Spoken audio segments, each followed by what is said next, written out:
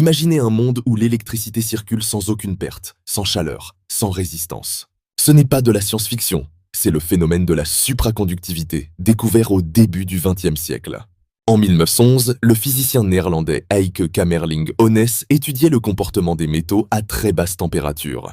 En refroidissant du mercure à 269 degrés, il observa l'impensable. La résistance électrique disparut totalement. Le courant pouvait circuler indéfiniment. La supraconductivité venait de naître. Ce phénomène fascinant repose sur la mécanique quantique.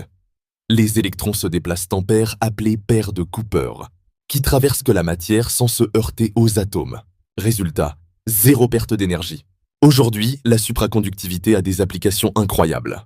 Les IRM dans les hôpitaux qui utilisent des aimants supraconducteurs pour obtenir des images précises du corps humain. Les trains à sustentation magnétique, comme au Japon, qui flottent au-dessus des rails grâce à la répulsion magnétique atteignant plus de 500 km/h.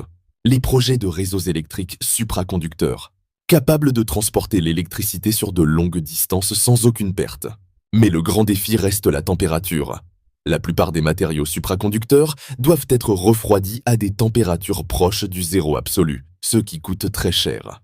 Les chercheurs travaillent donc à découvrir un supraconducteur à température ambiante. En 2020, une équipe a annoncé un matériau fonctionnant à 15 degrés, mais sous une pression gigantesque de 2,6 millions d'atmosphères. Une piste prometteuse, mais encore loin d'une utilisation quotidienne. La supraconductivité n'est pas seulement un exploit de laboratoire, c'est peut-être la clé d'un futur énergétique révolutionnaire, où aucune électricité ne se perd et où la technologie défie les limites de la physique classique.